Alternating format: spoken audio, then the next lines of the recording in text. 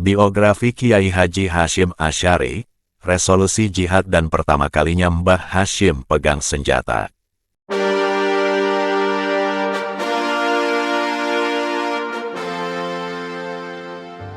Assalamualaikum warahmatullahi wabarakatuh. Sebelumnya jangan lupa untuk like, share, subscribe dan komentarnya. Semoga yang like, share, subscribe dan komentar diberikan rezeki banyak dan bisa naik haji Makkah Madinah. Resolusi jihad, kontribusi lain Kiai Hasyim Asy'ari baik bagi pemikiran keagamaan NU maupun bagi kedaulatan Republik Indonesia adalah fatwanya yang dikenal luas dengan resolusi jihad yang dikeluarkan pada bulan Oktober tahun 1945. Isi fatwa tersebut adalah kemerdekaan Indonesia yang telah diproklamirkan tanggal 17 Agustus tahun 1945 harus dipertahankan. Pemerintah Republik Indonesia sebagai satu-satunya pemerintahan yang sah harus dipertahankan dengan harta maupun jiwa. Musuh-musuh Indonesia, khususnya orang-orang Belanda yang kembali ke Indonesia dengan menumpang pasukan sekutu atau Inggris sangat mungkin ingin menjajah kembali bangsa Indonesia setelah Jepang ditaklukkan. Umat Muslim khususnya warga NU harus siap bertempur melawan Belanda dan sekutu mereka yang berusaha untuk menguasai kembali Indonesia.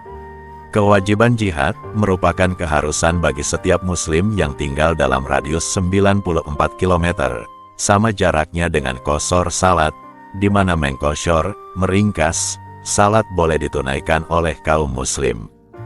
Mereka yang berada di luar radius itu mempunyai tanggung jawab untuk mendukung saudara-saudara Muslim mereka yang tengah berjuang dalam radius tersebut.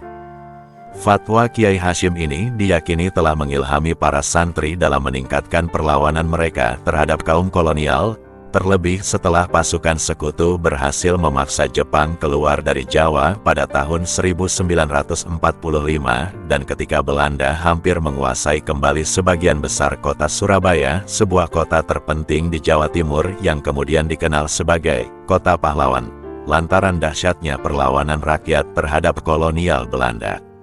Sikap non-kooperatif Kiai Hasyim ini menjadi pukulan telak bagi pemerintah kolonial Belanda, karena ternyata sikap ini secara umum tidak sejalan dengan teori serta antisipasi Hurgronje yang mengatakan bahwa kaum santri tidak lebih dari kaum Sunni yang pasif.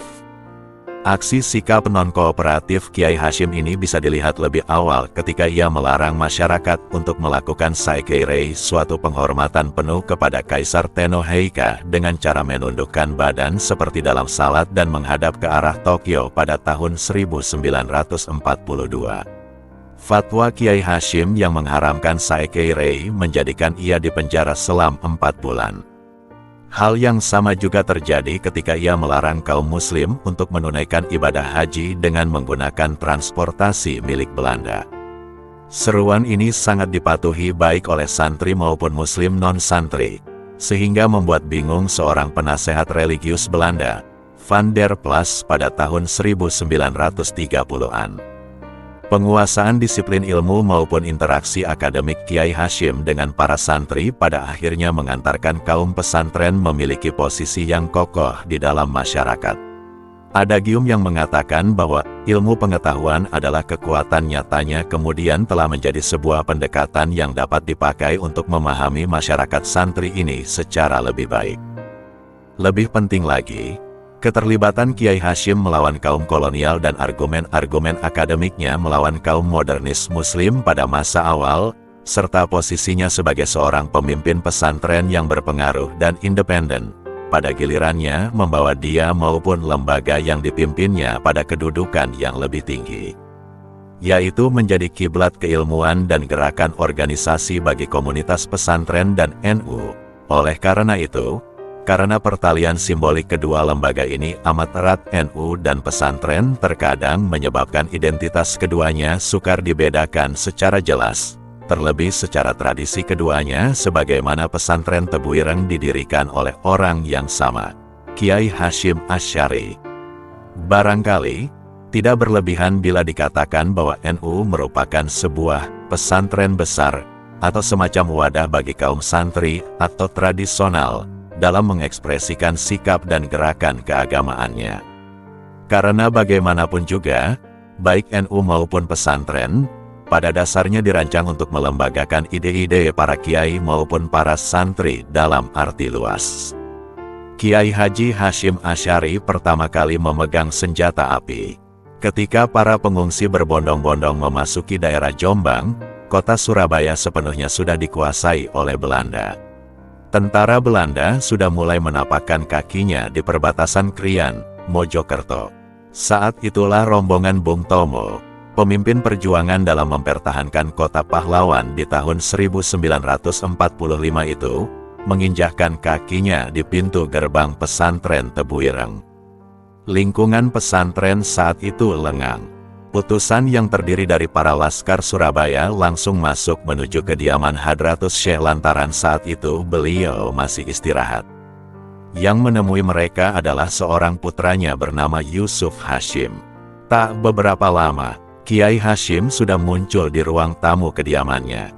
Tanpa banyak basa-basi, mengingat gentingnya keadaan, para utusan itu mengaturkan pesan Bung Tomo agar Kiai Hasyim mengungsi keluar dari Jombang. Jawaban Kiai, ia merenung sebentar. Beberapa saat kemudian, pendiri NU itu tersenyum dan mengucapkan terima kasih atas saran yang disampaikan Bung Tomo atas dirinya. Tapi, bukan berarti Kiai Hasyim lantas menerima saran itu seraya berkemas ikut mengungsi dengan para utusan Bung Tomo tadi. Atau seperti masyarakat Jombang yang lain, saran tersebut ditolaknya secara halus. Sambil tidak lupa ia mengucapkan terima kasih. Karuan saja, penolakan Kiai Hasyim ini menimbulkan tanda tanya. Kenapa gerangan, hingga Kiai Hasyim, tokoh spiritual itu enggan mengungsi keluar dari Jombang? Bahkan, putranya sendiri, Yusuf Hasyim, mengira bapak pasti punya kesaktian tertentu untuk menghadapi tentara Belanda. Buktinya ia enggan mengungsi keluar kota, katanya. Anggapan seperti ini tidak hanya muncul di benak Yusuf Hasyim seorang. Di kalangan para santri Tebu Ireng juga muncul dugaan demikian. Betulkah Kiai Hasyim Asy'ari punya kesaktian atau semacam karomah secara langsung dari Allah untuk menolak Belanda? Sebelum pertanyaan itu terjawab, tiba-tiba Yusuf Hasyim dipanggil Hadratus Syekh. Mana?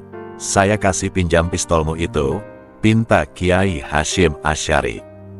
Yusuf Hasyim saat itu memang aktif di Hizbullah. Sebuah pistol merek Vickers yang selama ini menjadi senjata Yusuf diberikan kepada ayahandanya. Senjata itu lantas dipandang penuh perhatian. Baru pertama kali ini pendiri NU memegang senjata api. Masak dengan senjata ini saya tidak bisa menembak 1-2 orang Belanda yang akan masuk ke sini, tuturnya. Ternyata, demikian pikir Yusuf. Bukan kesaktian yang akan digunakan ayahandanya untuk melawan Belanda, melainkan senjata api, sebagaimana yang digunakan olehnya. Sejak saat itulah Kiai Hasyim, demikian panggilan akrabnya, selain panggilan Hadratus Syekh, berlatih menembak sasaran di sebuah halaman yang agak luas di belakang rumahnya. Pelatihnya Yusuf Hasyim sendiri, ada sekitar 2-3 peluru yang digunakan untuk berlatih, kenang Yusuf. Langkah Belanda menghadapi perlawanan rakyat, mempelajari peristiwa-peristiwa yang terjadi seperti kerusuhan, pemberontakan dan perlawanan yang dilakukan umat Islam, pemerintah kolonial Belanda akhirnya berkesimpulan bahwa peristiwa itu ternyata digerakkan dan didalangi oleh lembaga yang bernama pesantren. Oleh karena itu, setiap gerak dan perkembangan pesantren harus diamati dengan cermat dan penuh kewaspadaan yang tinggi. Untuk melaksanakan itu, pemerintah kolonial Belanda segera membentuk lembaga khusus yang bertugas dan berkewajiban mengawasi perkembangan pesantren-pesantren yang diberi nama Presteraden. Dengan dibentuknya Presteraden, pemerintah kolonial Belanda menaruh harapan besar agar lembaga ini mampu memainkan peran dalam memantau dan mengendalikan gerakan dan perkembangan pesantren. Selain pemberontakan santri, masih banyak lagi perlawanan yang dihadapi kolonial Belanda, sehingga hal ini menghambat dan mengacaukan ekspansi politik imperialis Belanda. Dengan adanya gerakan santri ini, pemerintah kolonial Belanda menyadari bahwa dalam menghadapi perlawanan umat Islam yang digerakkan pesantren selain tidak bisa dihadapi hanya dengan kekuatan militer saja, tetapi juga menuntut tersedianya anggaran yang cukup tinggi. BHM Vieke menuliskan kerugian yang diderita Belanda dalam upaya memadamkan pemberontakan santri Aceh selama 7 tahun 1873 sampai tahun 1880 menelan korban 17.000 serdadu. Belum lagi terhitung besarnya biaya yang keluar. Sedangkan pemberontakan itu sendiri terus berlangsung sampai dengan tahun 1908. Berdasarkan hasil evaluasi tersebut, pemerintah kolonial Belanda segera menugaskan Prof. Dr. Christian Snoek Hurgronje untuk mencari alternatif lain guna meneruskan upaya melumpuhkan peranan pesantren dalam gerakan kemerdekaan. Yang perlu diketahui, Snoek Hurgronje ini adalah sarjana ahli agama Islam dan bahasa Arab dari Belanda lulusan Universitas Leiden. Ia belajar tentang Islam di Leiden dan Strasbourg, kemudian melanjutkan studinya ke Mekah Al-Mukarramah. Setelah 6 bulan di Mekah, ia berganti nama Muslim menjadi Abdul Ghafur, dan ia kemudian berhasil mempelajari segala sesuatu dan berbagai aspek kehidupan umat Islam, dan Indonesia khususnya. Setelah misinya selesai, Snoek Hurgronje kembali memberikan kuliah di Universitas Leiden. Dari Universitas Leiden, ia ditugaskan membantu menyelesaikan pemberontakan santri Aceh dengan memimpin kantor Van Inlands en Arabische Zaken. Kantor ini bertugas, antara lain, memberi nasihat kepada pemerintah kolonial Belanda tentang langkah-langkah yang akan diambil mengenai segala sesuatu yang berkaitan dengan Islam. Pers dengan mudah diberedel. Pada tahun 1931 pemerintah Hindia Belanda di bawah pimpinan Gubernur Jenderal De Jonge ternyata bersikap reaksioner dan tidak bersedia mengakui pergerakan nasional. Dengan otoriter, pers dengan mudah diberedel, rapat-rapat partai diawasi oleh polisi rahasia secara ketat. Keadaan yang demikian ini menjadikan lumpuhnya pergerakan nasional. Sebagaimana Belanda pada akhir masa penjajahan, begitu juga pemerintah Jepang untuk menghadapi Perang Asia Timur Raya, sangat membutuhkan tenaga rakyat seluruh Indonesia. Sehingga dibentuklah PETA, Pembela Tanah Air, Putra, Pusat Tenaga Rakyat, dan lain-lain, dari tingkat pusat sampai lapisan bawah di daerah-daerah. PETA didirikan pada tanggal 3 Oktober tahun 1943 atas usulan para ulama. Para ulama dan guru-guru Islam diangkat menjadi Daidanko, komandan batalion, dan anggota PETA berasal dari berbagai golongan masyarakat terutama dari kalangan pemuda, khususnya dari kalangan guru. Panglima Besar Jenderal Sudirman adalah seorang guru sebelum menjadi Daidanko PETA. Orang yang memiliki kedudukan dalam organisasi PETA dipandang memiliki status sosial yang tinggi di masyarakat, berpakaian seragam lengkap dengan pedang samurai dan menerima penghasilan yang lebih besar daripada penghasilan pegawai lainnya. Dalam mendekati para ulama, Jepang menempuhnya dengan cara langsung tanpa melalui pemimpin Islam yang ada di Jakarta. Karena mereka menyadari bahwa para ulama mempunyai kedudukan penting sebagai tokoh panutan rakyat di desa-desa. Niat dan tujuan para ulama membantu Jepang melalui PETA adalah membangkitkan kembali sifat keprajuritan pemuda Indonesia untuk tetap konsisten memerangi, melawan, dan mengusir kaum penjajah dari muka bumi Indonesia. Menyusun Dutch Islamic Policy. Dengan hasil studinya tentang Islam Indonesia selama di Mekah, Prof. Dr. Snoek Hurgronje segera menyusun Dutch Islamic Policy, yang berisikan tentang taktik dan strategi Belanda dalam mematahkan peranan pesantren atau umat Islam Indonesia. Isi Dikjem Dutch Islamic Policy ini, antara lain, pemerintah Belanda harus mampu memisahkan Islam sebagai agama dalam satu sekte dan Islam sebagai doktrin politik pada sekte lain. Sehingga nantinya masing-masing sekte eksistensinya nampak jelas. Sekte Islam sebagai agama mempunyai pimpinan dan penganut sendiri dan sekte Islam sebagai doktrin politik juga mempunyai pimpinan dan penganutnya tersendiri. Dengan demikian, Islam akan terpecah belah. Pemerintah Belanda segera membentuk sekte ketiga, yaitu sekte adat di mana pimpinan dan penganutnya diambil dari kalangan pemangku adat. Alat pemicunya adalah bahwa ada perwujudan tradisi lokal warisan para leluhur, sedangkan Islam bersifat universal dan ia datang dari luar, dari Arab. Kristalisasinya mencuat agama leluhur atau agama nenek moyang. Yang penting dalam hidup ini sebagaimana tujuan Belanda, perilaku utama yang harus dipegangi masyarakat adalah melaksanakan kewajiban sebaik-baiknya dengan tidak merugikan orang lain. Untuk itu, mereka harus bertapa agar nafsu yang mengikat di dalam diri mereka dapat dikalahkan, dikekang. Sementara akhirat, surga, Al-Quran, dan sunnah pada akhirnya dapat lenyap dari pikiran, hati dan hidup masyarakat. Membentuk Culture Association yaitu sebuah gabungan budaya Indonesia Belanda yang bertujuan secara khusus mendidik golongan priayi dengan cara pendidikan dan pola hidup Barat, Belanda. Loyalitas mereka tidak perlu diragukan karena golongan priayi kebanyakan menjabat sebagai pamong praja yang selalu berdekatan dengan pemerintah kolonial Belanda. Tom Kerstiens dalam The New Life in Asia and Africa menjelaskan bahwa loyalitas golongan priayi ini dapat mensukseskan tanam paksa untuk membantu menindas petani-petani bangsanya sendiri. Secara tegas, ia mengatakan, hanya dengan jalan kultur asosiati inilah menurut rencana Snoek, pemerintah Belanda dapat melepaskan anak-anak muslimin dari ikatan agama mereka. Belanda segera menyusun sejarah Indonesia pra-Islam yang mampu memberikan kesan bahwa Indonesia pada masa Hindu-Buddha pernah mengalami masa kejayaan. Tetapi sayangnya, setelah Islam masuk ke Indonesia, Indonesia malah mengalami masa suram. Pemerintah Belanda harus membina kerjasama dengan ulama-ulama Mekah untuk mendidik jamaah haji Indonesia agar mereka loyal terhadap pemerintah Belanda.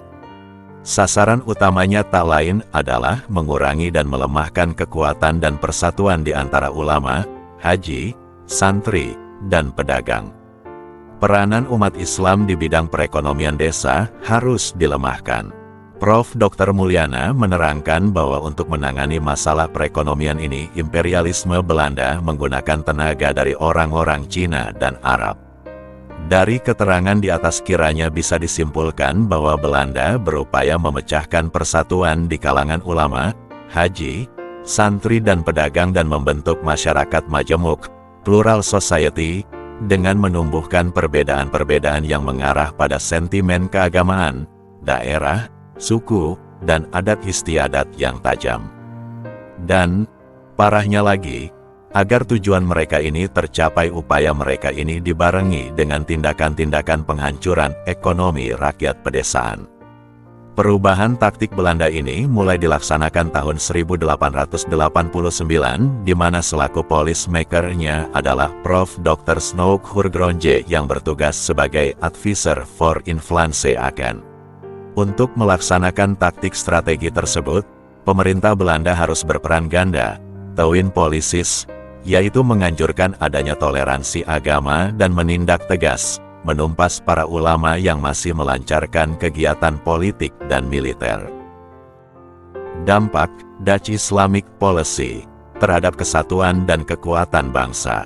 Faktor utama yang menopang pelaksanaan Dutch Islamic Policy ini adalah sistem tanam paksa yang telah berhasil menindak dan mematikan mata pencaharian para kiai, haji, santri dan rakyat yang umumnya bergerak di bidang pertanian. Kondisi perekonomian yang demikian ini jelas memudahkan bagi pemerintah kolonial Belanda dalam mematahkan daya perjuangan rakyat. Di antara dampak nyata dari adanya Dutch Islamic Policy ini antara lain, kekuasaan dan wewenang para raja atau sultan makin dibatasi sehingga tidak mampu berbuat sesuatu untuk membantu rakyat.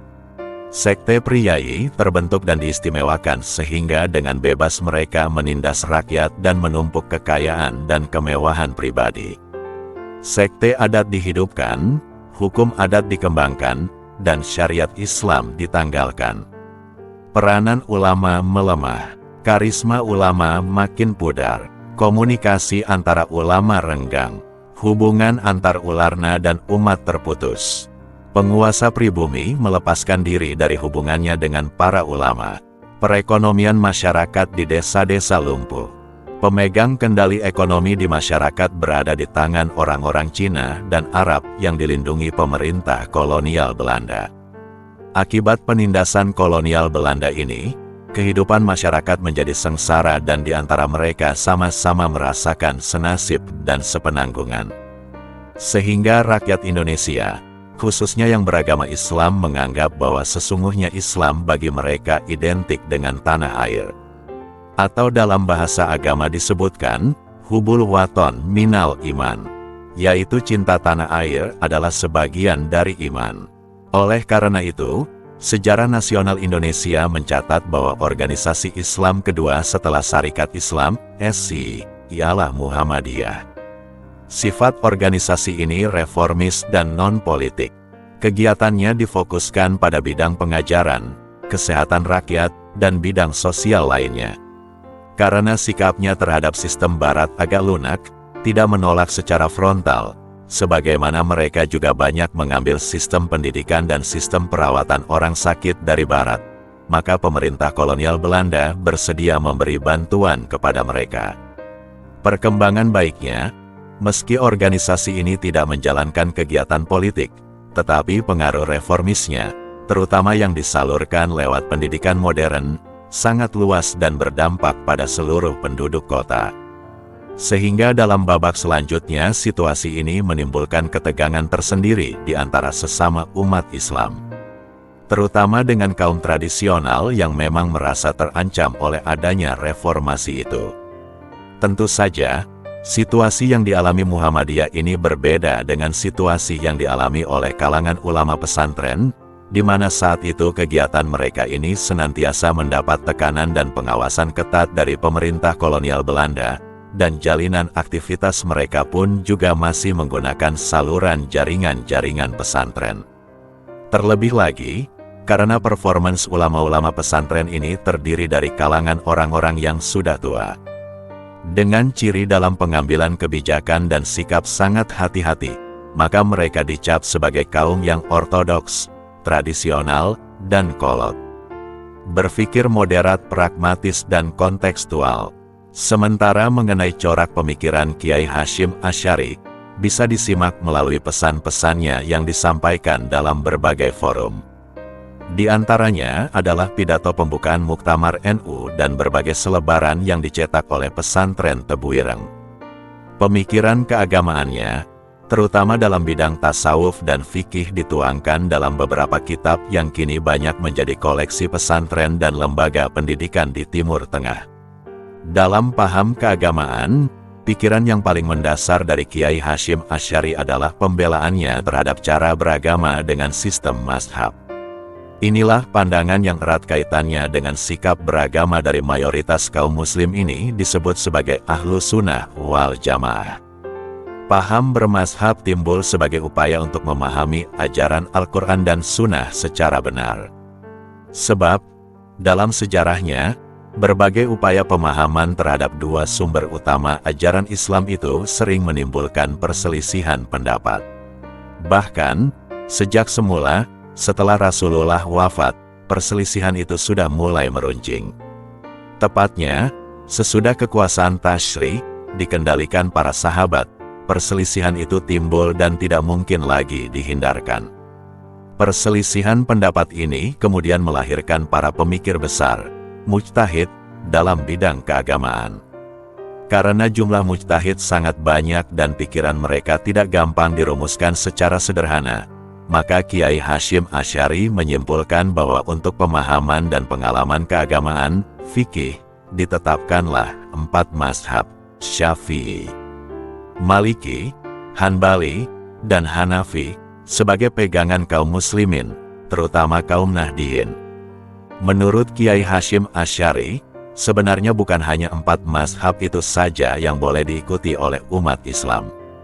Mazhab lain, seperti mazhab Imam Sufyan Ats-Tsauri, Sufyan bin Uyainah, Ishaq bin Ruhawai, dan Daud Az-Zahiri, juga boleh diikuti. Hanya saja, hematnya, Karena literatur yang memuat pemikiran-pemikiran mereka itu tidak banyak karena satu dan lain hal, terutama karena tidak terkodifikasi dengan baik, maka mata rantai pemikiran mereka ini menjadi terputus. Itulah sebabnya, mengapa para pengikut Imam Syafi'i berpendapat bahwa mazhab yang disetujui Kiai Hasyim selain mazhab Syafi'i, Maliki, Hanbali, dan Hanafi itu tidak diperbolehkan. Alasannya, bila pendapat-pendapat selain 4 mazhab ini diterapkan dikhawatirkan akan terjadi penyimpangan pendapat dari pendapat para pendirinya karena tidak adanya penjagaan kodifikasi ajaran yang baik dan dapat dipercaya. Demikian pula, ia menegaskan bahwa saat ini tidak mungkin memahami maksud yang dikandung di dalam Al-Quran dan Sunnah tanpa mempelajari pendapat-pendapat para ulama besar imam mazhab. Jadi, bisa dikatakan bahwa pikiran-pikiran Kiai Hasyim Asy'ari yang kemudian dibakukan menjadi semacam pedoman bagi warga Nahdlatul Ulama itu sesungguhnya sebuah pemikiran yang tetap mengacu kepada 2 ajaran utama Islam, Al-Quran dan Hadits, di samping tentunya tetap menggunakan referensi pendapat ulama-ulama terdahulu. Sebab seperti dituturkan Zamakhsyari Dofair dalam buku Tradisi Pesantren menafsirkan Al-Quran dan Sunnah tanpa meneliti referensi kitab-kitab kuning, hanya akan menghasilkan pemutarbalikan fakta dari ajaran Islam yang sebenarnya. Pemikiran Kiai Hasyim Asy'ari begitu cemerlang dan terperinci, sehingga para ulama banyak yang angkat topi dan mendukung berbagai gagasan serta mendukung organisasi yang dibentuknya. Nahdlatul Ulama, dalam kitabnya yang berjudul Muqaddimah Qonun Asasi, Kiai Hasyim Asy'ari merinci tata cara bermazhab dengan gamblang. Hal ini nampak, misalnya, seorang muslim yang mampu berijtihad diharamkan melakukan taklid, mengikuti pendapat orang lain tanpa dalil. Tapi, bagi muslim yang hendak melakukan ijtihad juga berlaku syarat-syarat yang sangat ketat. Karena bagaimanapun juga, mujtahid mustaqil atau mujtahid mutlak yaitu berijtihad sendiri tanpa terpengaruh dari paham orang lain pada zaman sekarang ini, menurutnya sudah tidak mungkin lagi. Sementara bagi yang tidak mampu berijtihad, mereka dipersilahkan bertaklid. Mengenai taklid ini, Kiai Hasyim Asy'ari menentukan syarat-syaratnya secara tepat. Di antaranya, pendapat yang diikuti harus benar-benar bersumber dari Al-Quran dan Sunnah. Oleh karena demikian, maka pendapat-pendapat tersebut harus berdasarkan riwayat yang dapat dipercaya atau pendapat itu sudah terkodifikasi dengan baik melalui jalur mutawatir yang terpercaya. Jika ada perselisihan, maka mereka dipersilahkan mengambil pendapat yang lebih utama. Setelah mereka yakin dengan suatu pendapat ulama, baru kemudian pendapat tersebut dicocokkan dengan Al-Quran dan Hadits. Tegasnya, untuk mempelajari ajaran Islam, Kiai Hasyim Asy'ari tidak langsung mengambil dari sumber aslinya, Al-Quran dan Hadits, melainkan ia mencari terlebih dahulu beberapa pendapat ulama termasyhur dari abad pertengahan yang terkodifikasi dalam kitab kuning. Setelah itu pendapat tersebut dicocokkan dengan sumber aslinya, Al-Quran dan Hadits. Ini dimaksudkan untuk menjaga jangan sampai umat Islam salah dalam menafsirkan kedua sumber ajaran Islam tersebut. Pemikiran bahwa orang beragama mesti bermazhab ini ia kemukakan sesuai dengan konteks zaman saat itu, di mana dunia Islam tengah berada dalam zona mabuk pembaharuan Islam yang dibawa oleh Muhammad Abduh di satu sisi dan amat kuatnya paham Wahabi yang mulai menancapkan pengaruhnya di Arab Saudi di sisi yang lain. Gerakan-gerakan pembaharuan ini sudah dirasakan Kiai Hasyim Asy'ari saat menekuni pelajaran agama di Arab Saudi. Bahkan, Kiai Hasyim Asy'ari bersama para tokoh muda Islam lain, secara tidak langsung, tengah melakukan dialog pemikiran dengan berbagai gagasan Muhammad Abduh dari Mesir. Tapi, berbeda dengan banyak kawannya dari Indonesia yang terpengaruh dan terkagum-kagum pada pemikiran Muhammad Abduh yang antara lain, anti mazhab Kiai Hasyim Asy'ari sedikit pun tidak terpengaruh oleh gerakan pembaharuan itu. Menyampaikan Qonun Asasi Nahdlatul Ulama. Pada tahun 1930 dalam Muktamar NU ketiga, Kiai Hasyim Asy'ari selaku Rais Akbar menyampaikan pokok-pokok pikiran mengenai organisasi NU. Pokok-pokok pikiran inilah yang kemudian dikenal sebagai Qonun Asasi Jamiah NU, Undang-Undang Dasar Jamiah NU. Intisari dari Qonun Asasi itu mencakup 1. Latar belakang berdirinya Jamiah NU. 2. Hakikat dan jati diri Jamiah NU. 3. Potensi umat yang diharapkan akan menjadi pendukung NU. 4. Perlunya ulama bersatu, ijtima, saling mengenal, ta'aruf, rukun bersatu, ittihad, dan saling mengasihi satu sama lain, ta'aluf, di dalam satu wadah yang dinamakan NU. 5. Keharusan warga NU bertaklid pada salah satu pendapat Imam Mazhab 4, Hanafi, Maliki, Syafi'i, dan Hanbali. Teori aswaja juga diungkap di Qonun Asasi, yang ditulis Kiai Hasyim Asy'ari dalam bahasa Arab, yang dibaca di hadapan warga NU pada Muktamar ketiga di Surabaya pada tahun 1926. Bruinessen menyatakan bahwa sejauh ini tak seorang pun mengkaji buku ini dan menggarapnya sebagai buku langka dan ijtihad luar biasa yang dihasilkan oleh seseorang alim tradisional pada masa itu. Dalam komunitas pesantren, konsep aswaja bisa dilihat dalam anggaran dasar pertama NU dan peraturan-peraturan yang disusun pada tahun 1930-an. Peran Kiai Hasyim Asy'ari dalam menyusun keputusan-keputusan tersebut tak dapat disangsikan, karena ia adalah orang pertama dan sangat dihormati di dalam organisasi ini. Sejak aswaja menjadi ideologi dan tujuan dari organisasi ini, bisa dikatakan bahwa NU pada dasarnya mendukung dan melembagakan watak dasar santri Jawa, yang mengacu pada pemikiran Syafi'i, Asy'ari, dan Al-Ghazali. Jenis aswaja ini dipahami oleh NU dengan menekankan arti penting tasamuh, toleransi. Prinsip-prinsip lain dari aswaja selain toleransi adalah tawasud atau adil, berdiri di tengah-tengah dan menghindari ekstremitas, tawazun, menyeimbangkan antara konsep hablum minan nas dan hablum minallah, dan amar ma'ruf nahi munkar. Sebagaimana dipahami, ajaran ini juga mudah dilacak sejak periode Wali Songo. Sekali lagi, Wali Songo tetap merupakan model ideal bagi komunitas ini.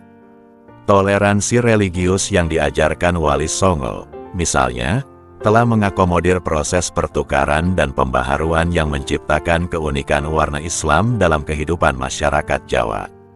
Saling pengertian religius ini telah membawa suatu harmoni sebagai elemen penting dalam kehidupan religius santri, yakni ajaran Sunni yang telah dimodifikasi, yang tidak menghambat tradisi dan adat setempat.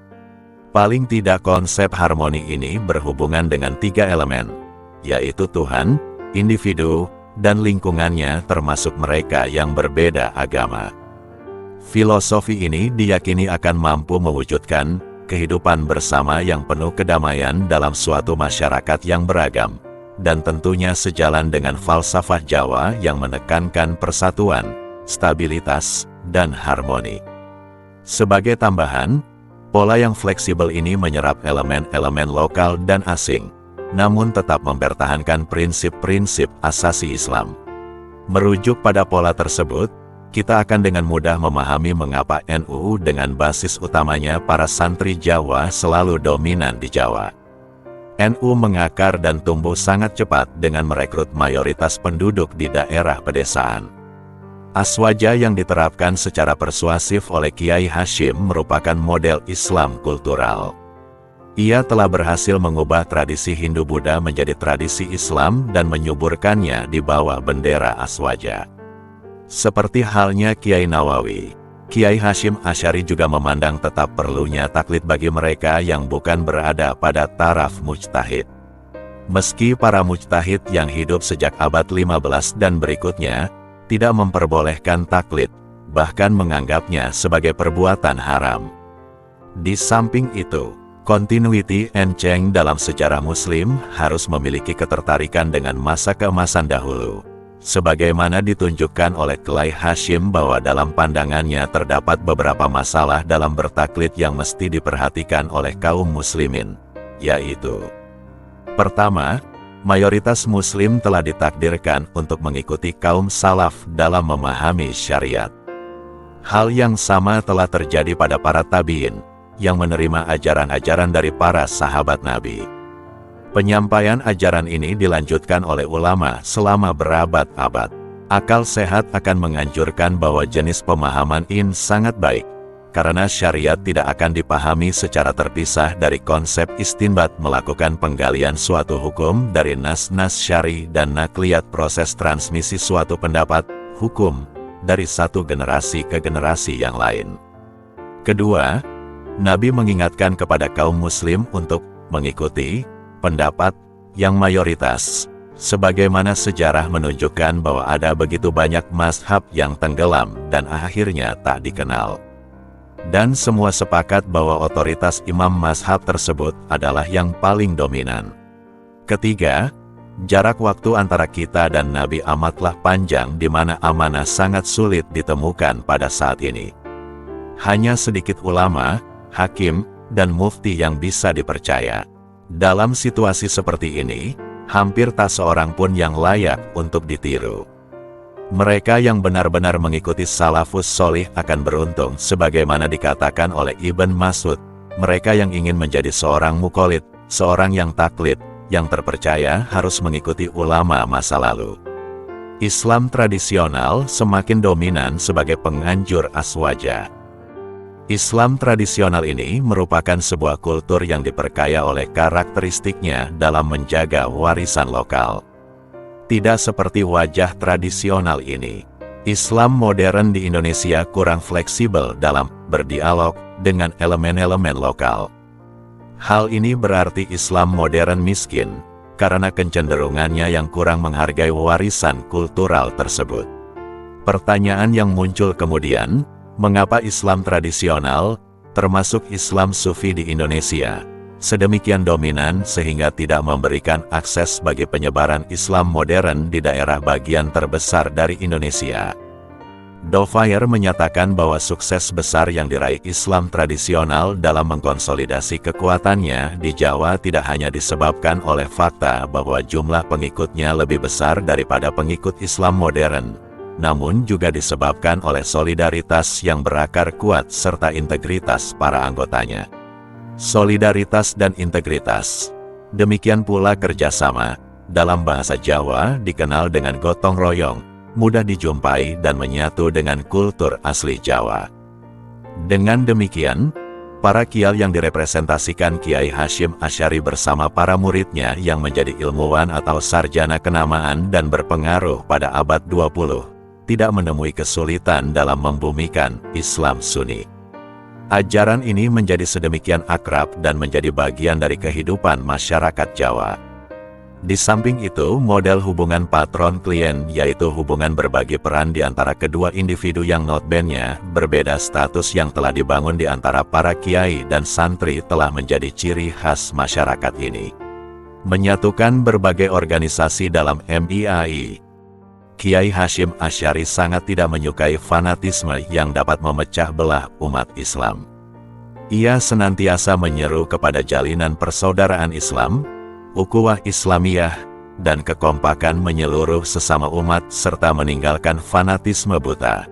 Ia sependapat dengan Al-Alamah Syekh Muhammad Hussein Abi Kasif Sh1 mengenai ajakannya mempersatukan dan menyatukan umat Islam, meninggalkan fanatisme buta dan perselisihan antara kaum muslimin, dan menjauhkan segala sesuatu yang dapat memperlebar jurang pertentangan antara sesama umat Islam.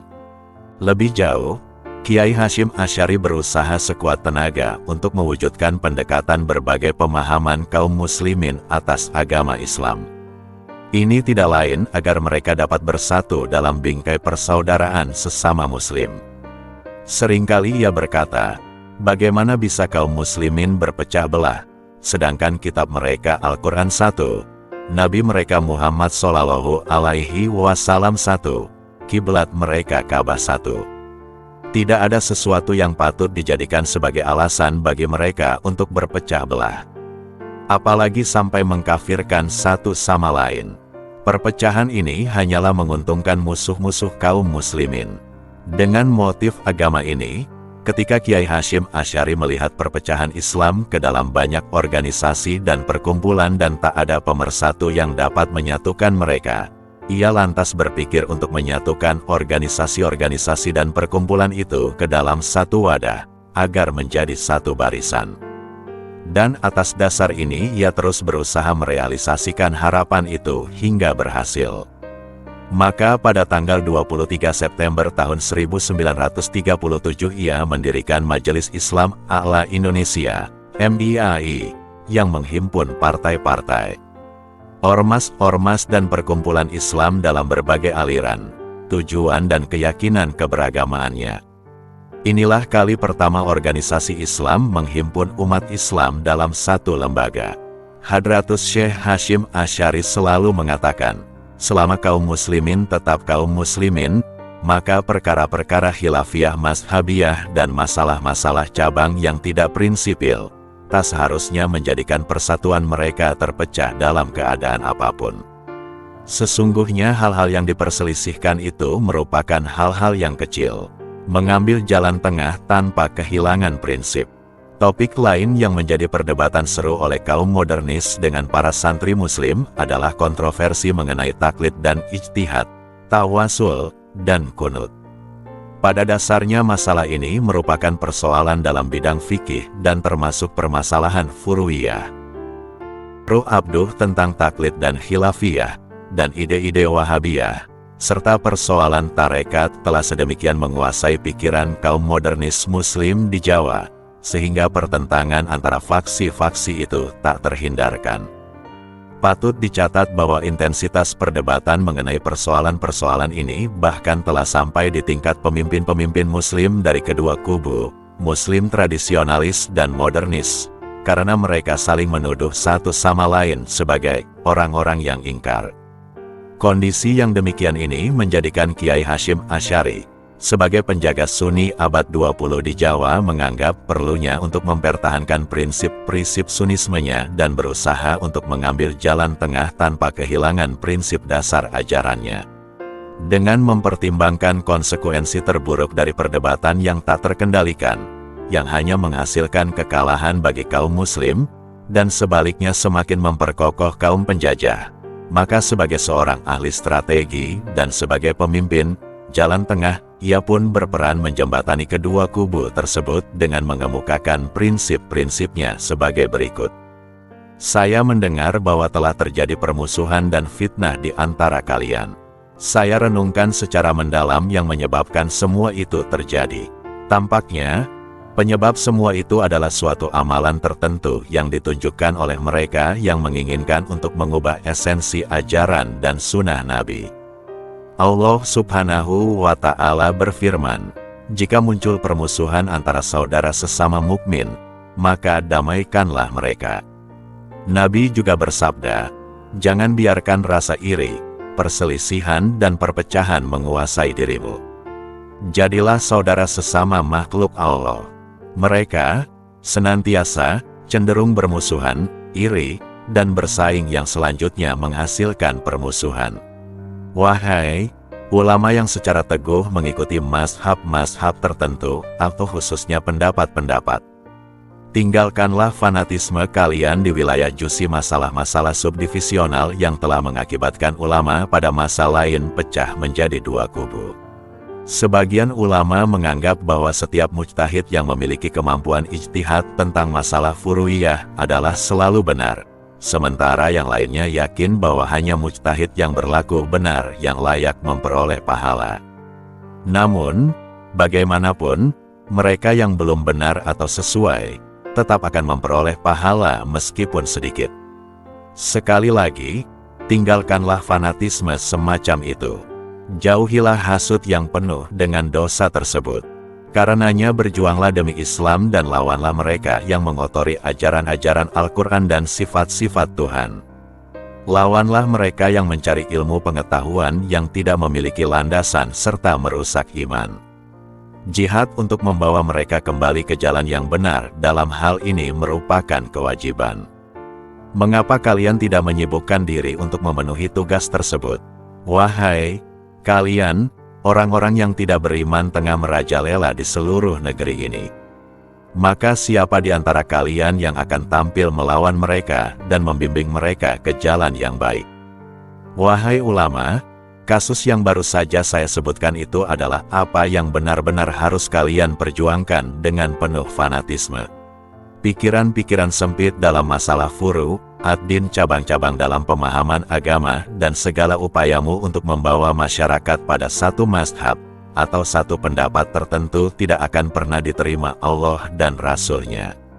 Usaha-usaha tersebut semata-mata didorong oleh persaingan, ingin menguasai, dan kebencian. Jika Syafi'i, Abu Hanifah, Malik, Ahmad bin Hanbal, Ibn Hajar dan Imam Ramli masih hidup, sungguh mereka akan menolak secara tegas dan menyesal, serta membebaskan diri sendiri dari apa yang telah kalian perbuat tentang segala sesuatu yang oleh para ulama pada masa lain memang telah terjadi ketidaksepakatan. Sebagai seorang pemimpin yang sangat dihormati, Kiai Hasyim Asy'ari dengan penuh bijaksana memulai petuah-petuahnya dengan self-criticism di antara ulama Jawa. Introspeksi ini merupakan titik tolak yang sangat berharga untuk menenangkan kedua belah pihak dalam menghadapi kolonialisme yang merupakan ancaman yang lebih besar daripada sekadar masalah furu'iyah.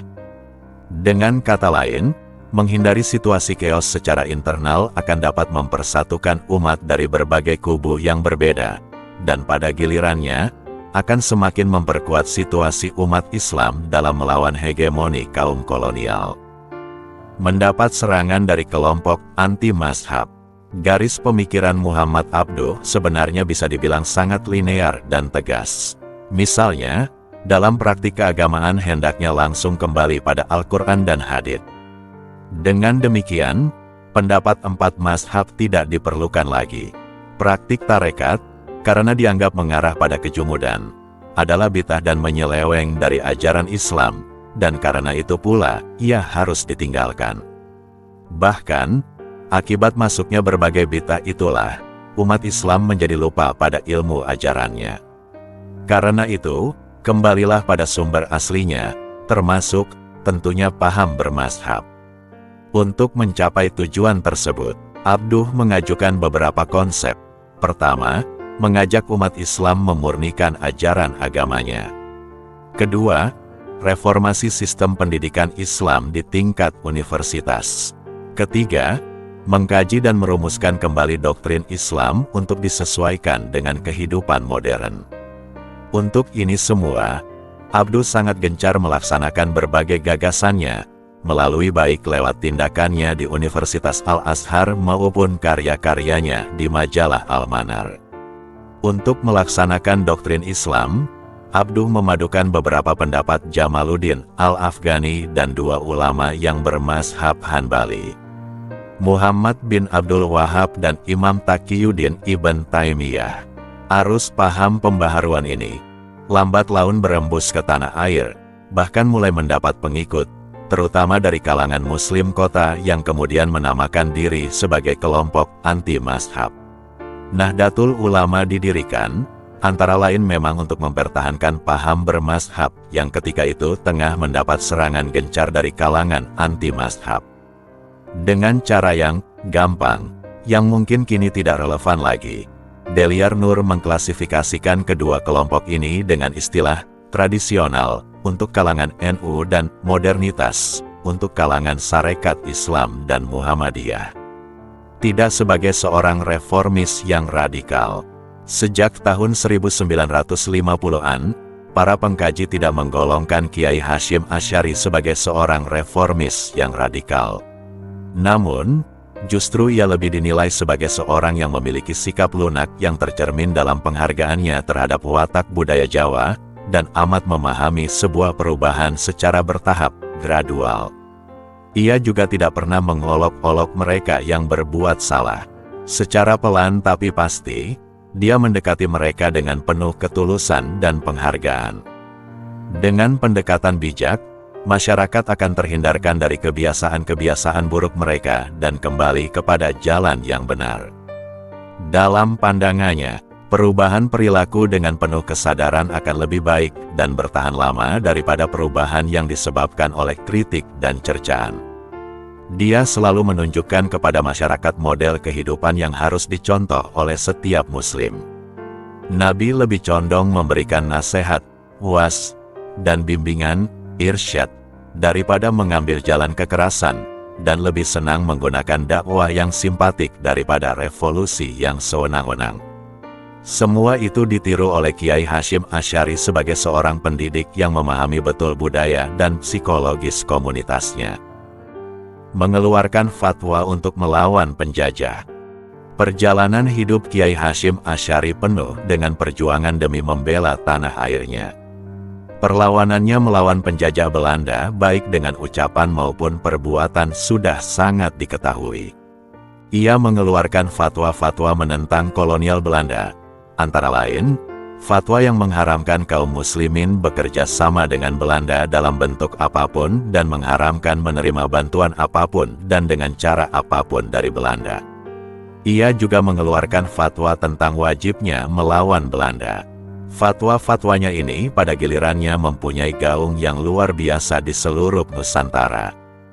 Bahkan, Panglima Besar Angkatan Bersenjata Indonesia Jenderal Sudirman dan tokoh pejuang Bung Tomo dan yang lainnya mempunyai hubungan langsung dengan Hadratus Syekh.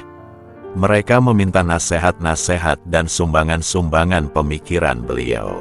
Salah satu fatwa Hadratus Syekh yang membakar api revolusi dan mengguncang sendi-sendi imperialisme Belanda adalah penyataannya tentang wajibnya jihad kekuatan dan merebut kemerdekaan dari kaum penjajah. Para pemuda menyambut seruan beliau dan mereka berlomba-lomba secara sukarela bergabung dengan barisan para pejuang. Ribuan di antara mereka gugur sebagai syuhada di jalan dan karena Allah.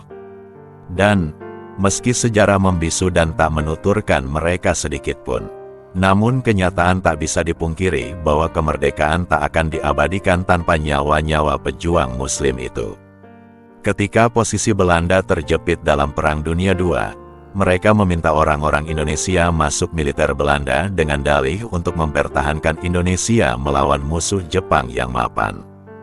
Pada saat itu Kiai Hasyim Asy'ari mengeluarkan fatwanya yang terkenal, mengharamkan masuk menjadi tentara Belanda atau bekerja sama dengan Belanda dalam bentuk apapun. Demikianlah, Belanda gagal dalam usahanya membujuk pemuda Indonesia untuk masuk menjadi tentara mereka. Dan tak lama kemudian Belanda pun akhirnya takluk kepada kekuatan Jepang di bulan Maret tahun 1942 Masehi. Sepanjang hidupnya, Kiai Hasyim Asy'ari dikenal memiliki sikap yang kurang begitu manis terhadap Belanda. Ini merupakan manifestasi dari sikap orang-orang pesantren yang menjalankan politik non-kooperatif terhadap Belanda. Setiap bujukan agar Kiai Hasyim Asy'ari tunduk dan mendukung Belanda selalu saja gagal dilakukan. Bahkan tawaran Belanda yang akan menganugerahkan bintang jasa terbuat dari perak dan emas pada tahun 1937 ditolaknya. Akibat penolakan itu, pesantren Tebu Ireng harus menerima resiko, yakni terus diawasi pihak Belanda. Pada kesempatan lain, Kiai Hasyim Asy'ari menjelaskan alasan-alasan dirinya mengapa ia menolak kooperatif dengan Belanda. Alasan ini ia sampaikan kepada para santri seusai berjamaah salat maghrib yaitu, Nabi kita pernah ditawari 3 hal oleh musuh-musuhnya di Mekah lewat pamannya, Abu Talib. Ketiga hal itu adalah kedudukan tertinggi dalam pemerintahan, kemakmuran, dan gadis tercantik di Arab. Namun, Nabi menolaknya dan berkata kepada pamannya, "Demi Tuhan, andaikan mereka meletakkan matahari di tangan kananku dan bulan di tangan kiriku supaya aku berhenti berdakwah, aku tidak akan pernah menyerah. Aku akan tetap berjuang agar cahaya Islam menyebar kemana-mana, aku akan mati karenanya." Demikianlah anak-anak serta murid-muridku, teladan Nabi untuk bertahan dalam keadaan bagaimanapun. Semoga Allah memberikan bimbingan, rahmat, dan perlindungan kepada kita sebagai kaum muslim. Marilah kita menunaikan salat Isya berjamaah. Camkan dan ingat baik-baik apa yang baru saja engkau terima. Jangan biarkan kemalasan menguasai diri kita. Dalam kenyataannya, kecurigaan pemerintah kolonial juga terulang pada periode singkat koloni Inggris pada seperempat abad 29 di Jawa. Raffles menganggap para pemimpin Muslim, khususnya para haji, sebagai musuh terbesar bagi setiap pemerintah kolonial. Pada masa revolusi, ketika Belanda mempropagandakan pelayanan perjalanan haji dengan ongkos dan fasilitas yang dapat dijangkau oleh kaum Muslim di daerah jajahannya, maka Kiai Hasyim Asy'ari menentangnya. Ia memberikan fatwa bahwa pergi haji dalam masa revolusi dengan menggunakan kapal Belanda hukumnya haram. Fatwa tersebut ditulis dalam bahasa Arab dan disiarkan oleh Kementerian Agama secara luas. Karuan saja, Van der Plas, seorang penguasa Belanda, menjadi bingung. Banyak umat Islam yang telah mendaftarkan diri, tetapi kemudian mereka berbalik mengurungkan niatnya. Fatwa Kiai Hasyim Asy'ari yang disampaikan saat Muktamar NU ke-10 tahun 1935 di Banjarmasin, disambut secara gegap gempita oleh kalangan Islam, terutama tokoh organisasi massa. Karena fatwa itu, pada tahun 1937 semua pimpinan Ormas Islam, NU, Muhammadiyah, PSII, menyetujui berdirinya suatu badan federasi partai dan perhimpunan Islam Indonesia yang terkenal dengan Majelis Islam A'la Indonesia, MIAI. Dengan adanya MIAI, kedudukan NU semakin kuat di mata pemerintah atau di mata kaum modernis yang sebelumnya selalu memincingkan mata kepada mereka. Penjajah berusaha membunuhnya. Ketika menangani penataan pesantren, Kiai Hasyim Asy'ari menghadapi banyak tantangan dan rintangan. Ia dengan gigih menghadapi segala kesulitan dan hambatan dari pihak pemerintah kolonial Belanda yang hanya ingin melihat kaum muslimin dalam posisi terbelakang, sehingga tidak dapat melakukan perlawanan terhadap mereka. Ketika gagal dalam usahanya menjegal Kiai Hasyim Asy'ari, pemerintah Belanda pun beralih menggunakan kekuatan dan kekerasan. Mereka mengirim pasukan dari angkatan bersenjata untuk menguasai pesantren Tebu Ireng dan menghancurkan serta merusak apa saja yang ada di dalamnya. Kekuatan penyerang waktu itu berusaha membunuh Kiai Hasyim Asy'ari atau menculiknya. Oleh sebab itu, terjadilah benturan berdarah antara kekuatan penyerang dan para santri serta guru yang mempertahankan pesantren dan menjaga keselamatan beliau.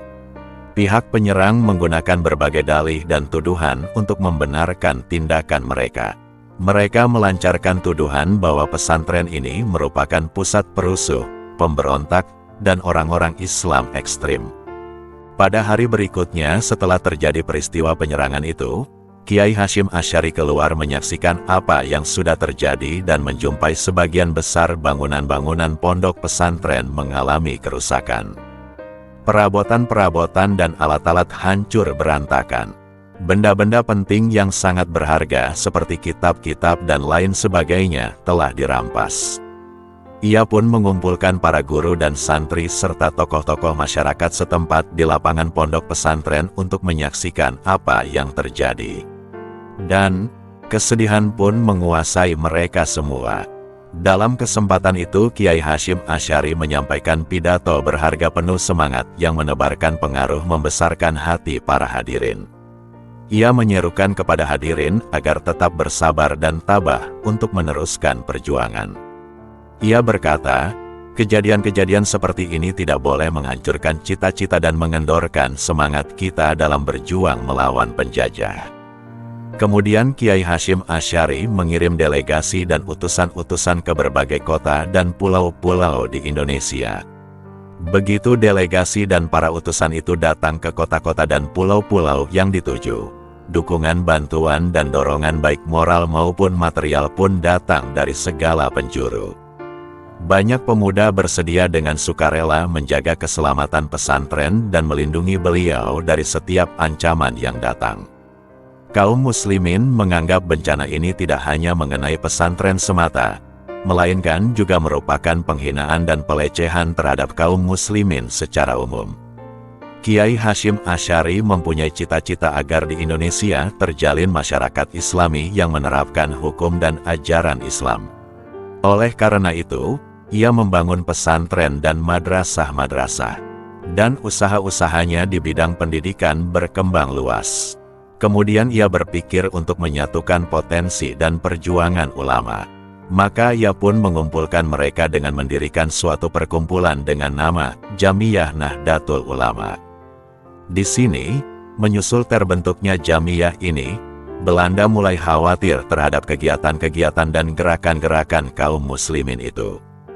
Para ulama berhimpun dalam suatu organisasi yang mengikat mereka dengan aturan yang ditetapkan. Belanda pun akhirnya juga mulai menguasai kembali sang pemimpin dan mengawasi gerak-gerik ulama dengan pengawasan yang ketat secara diam-diam dan terang-terangan.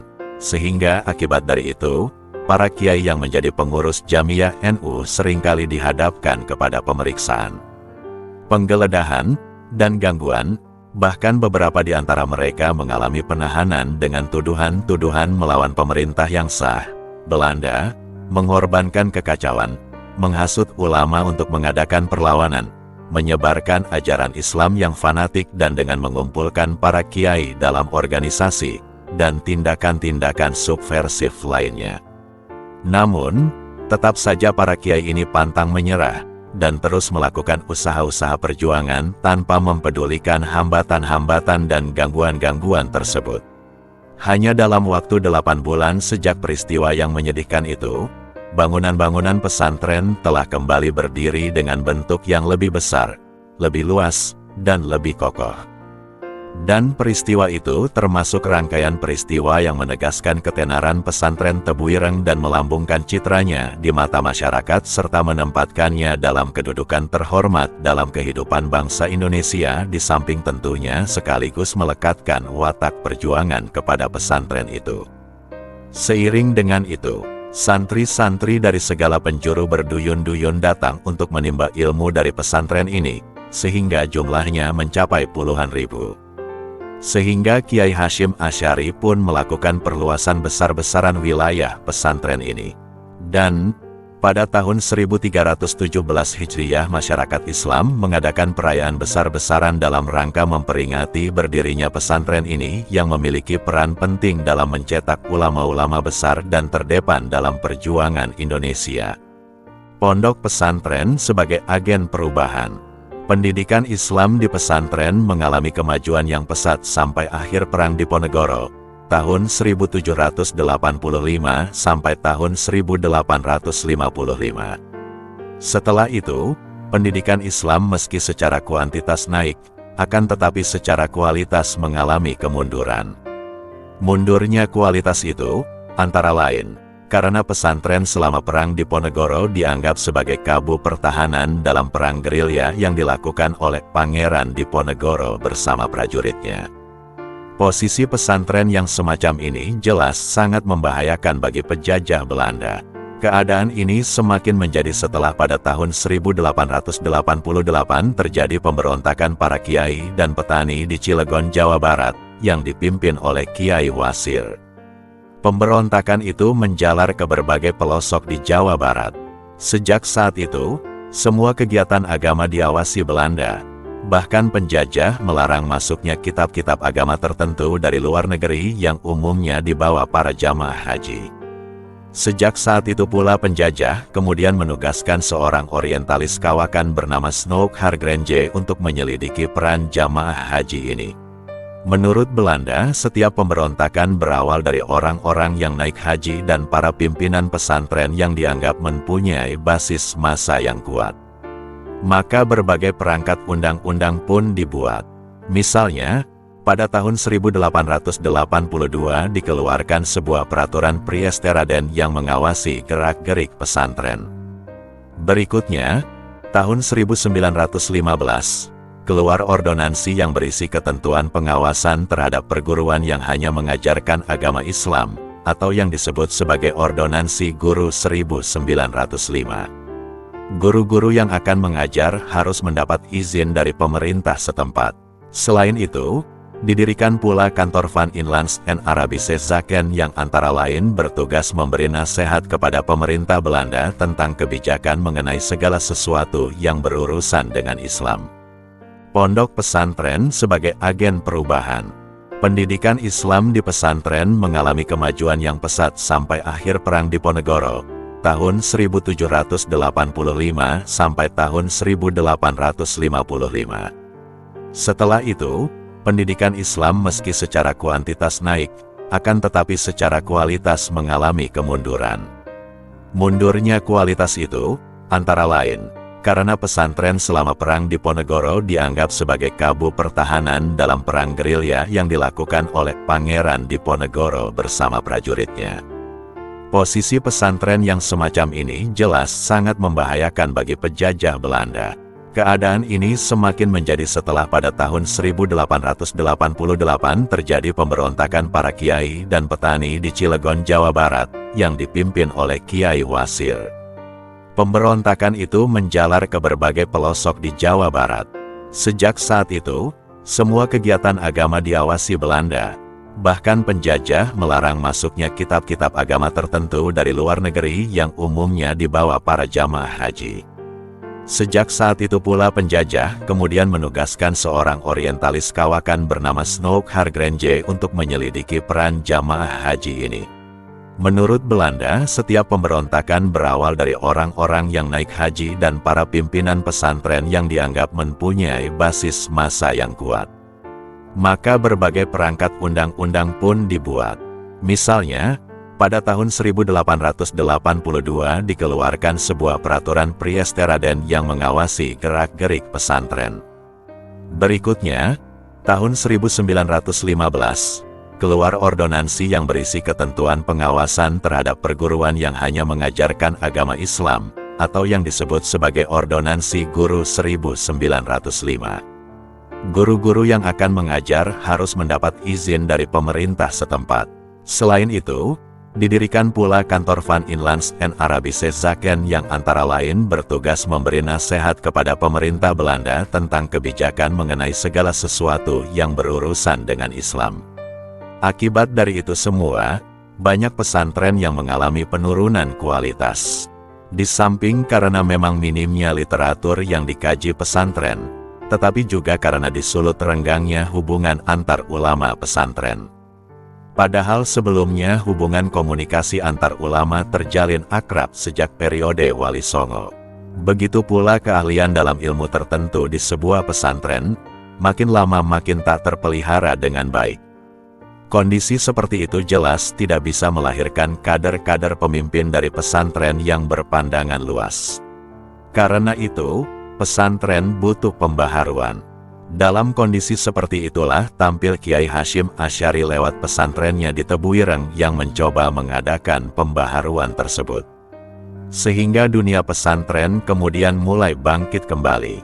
Meski pada awalnya, memperkenalkannya materi-materi non-agama di Tebuireng ini sempat mendapat kritikan tajam dari para ulama lain, sehingga banyak orang tua yang melarang anak mereka memasuki atau bahkan melanjutkan pendidikan di pesantren ini.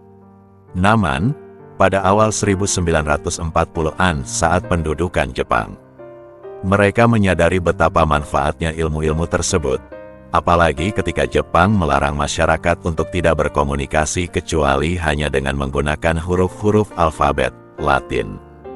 Ditambah lagi, kebanyakan para alumni pesantren menjadi anggota Samakai, stata lembaga perwakilan distrik, dengan bekal penguasaan mereka terhadap ilmu pengetahuan non-agama, khususnya bahasa Indonesia sebagai pengganti bahasa Arab yang telah sedemikian akrab dengan mereka. Meluruskan tarekat. Bidang tarekat juga tidak luput dari sorotan Kiai Hasyim Asy'ari. Tarekat sebagai upaya pendekatan diri kepada Allah Subhanahu wa Ta'ala jelas tidak ditentang oleh pimpinan pesantren Tebuireng ini. Tapi jelas pula, di mata Kiai Hasyim, tidak semua tarekat berjalan sesuai tuntunan syariat. Karena itu, Kiai Hasyim memperjelas duduk persoalannya secara benar dalam salah satu karyanya yang berjudul Ad-Durar Al-Muntasiro fi Masail Ettisasriyah. Kitab ini berisi tentang bimbingan praktis agar umat Islam lebih berhati-hati memasuki dunia tarekat. Dalam kitab itu pula, Kiai Hasyim menjelaskan secara gamblang, apa arti wali Allah yang selama ini dijadikan sandaran kaum tarekat.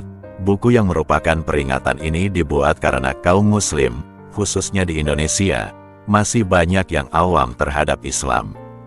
Karena itu, ia seperti berpesan, hati-hati mengikuti tarekat. Meski demikian, ungkapan Kiai Hasyim Asy'ari tersebut bukan berarti ia menentang tarekat seperti halnya Muhammad Abduh yang sangat mengkritik dan menentang konsep tarekat dalam tradisi Sufi. Sebagaimana telah disebutkan di atas, meskipun Kiai Hasyim menganut sebagian ide-ide Abduh sebagai upaya revitalisasi komunitas muslim yang tengah dijajah, namun dia tetap mempertahankan praktik-praktik religius tertentu seperti tarekat yang masih tetap relevan bagi kaum muslim. Setidaknya, sikap positifnya terhadap Sufisme terbentuk oleh latar belakangnya dari keluarga santri maupun pendidikannya. Meskipun Kiai Hasyim tidak menentang Sufisme, sebagaimana ulama Sunni yang lain, namun dia tetap menyarankan kepada komunitasnya untuk tidak menjadi anggota tarekat tanpa meneliti secara seksama status perkumpulan tersebut. Khususnya tentang siapa gurunya. Sikap demikian ini menunjukkan bahwa Kiai Hasyim selalu mengambil posisi tengah, sekalipun di kalangan tarekat sendiri. Kriteria guru tarekat.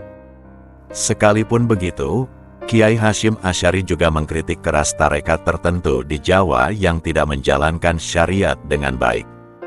Menurutnya, seorang guru tarekat diharuskan memiliki kriteria tertentu, seperti, pertama, mendalami ilmu tauhid termasuk seluruh sifat-sifatnya. Kedua, keimanannya harus sejalan dengan keyakinan ahlul haq dan mayoritas kaum muslim ahlus sunnah. Ketiga, dia harus memahami betul hukum Allah yang berhubungan dengan kondisi spiritual dan fisik seseorang, dan memahami berbagai penyakit yang tidak terlihat dan menodai mereka dalam melakukan amal-amal kebajikan. Keempat, dia harus mengetahui segala perintah Allah dengan melaksanakan segala amal kebaikan dan menghindarkan diri dari muharamat, hal-hal yang dilarang agama. Kriteria-kriteria Kiai Hasyim tentang tarekat ini telah membuka perselisihan baru di kalangan pemimpin tarekat. Pandangannya ini telah membawanya pada sebuah situasi konflik yang tak diharapkan oleh Kiai Halil. Seorang pemimpin tarekat di Peterongan, Jombang, Jawa Timur pada tahun 1940-an. Kiai Hasyim menganggap tarekat yang dipimpin Kiai Halil bernuansa ekstrim. Dalam arti tarekat ini terlalu memberikan otoritas yang berlebihan kepada pemimpinnya. Kiai Hasyim menganggap otoritas tersebut melebihi kedudukan seorang wali Allah. Sehingga bila demikian, akibatnya, seorang pemimpin bisa saja menempatkan dirinya pada posisi itu jika dia adalah seorang wakil Tuhan yang terhormat sehingga bisa saja mengabaikan syariat. Hal-hal semacam inilah yang tidak diinginkan Kiai Hasyim.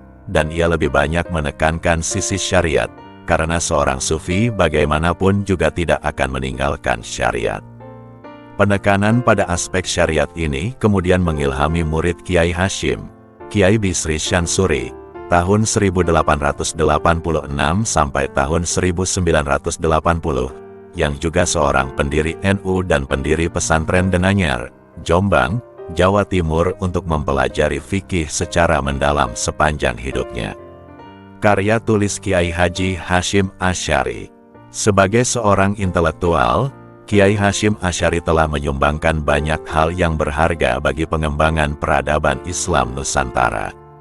Di antara sumbangannya adalah sejumlah literatur yang berhasil ditulisnya. Karya-karya tulis beliau yang terkenal sebagai berikut.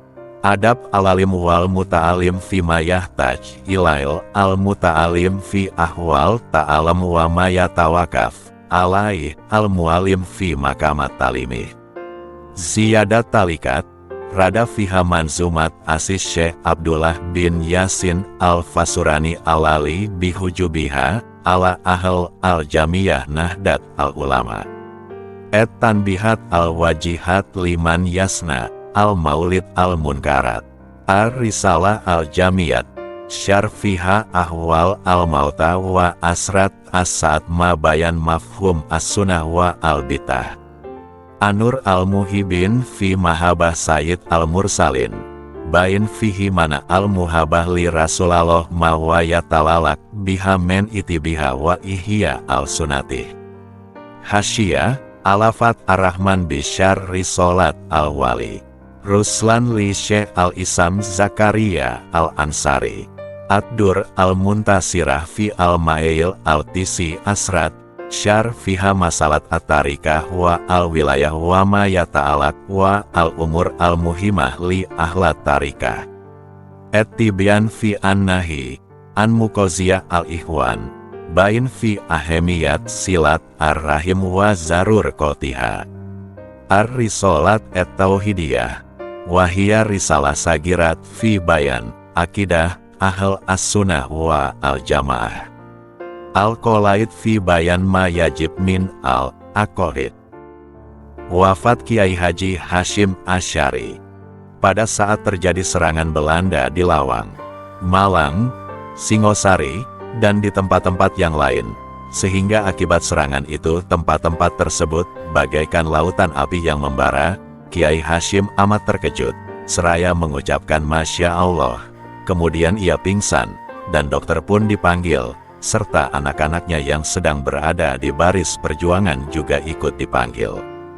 Tepat pukul 3.45 menjelang subuh, tanggal 7 Ramadan 1366 Hijriah, bertepatan tanggal 27 Juli tahun 1947 Masehi, dalam usia 79 tahun. Ia menghembuskan nafasnya yang terakhir. Dan atas segala jasa serta perjuangan beliau untuk kemerdekaan bangsa dan negara, ditetapkan ia sebagai pahlawan kemerdekaan Indonesia dengan keputusan RI nomor 294 tahun 1964. Tamat. Sekian, terima kasih untuk beliau Kiai Haji Hashim Asy'ari. Lahul Fatihan. Wassalamualaikum warahmatullahi wabarakatuh.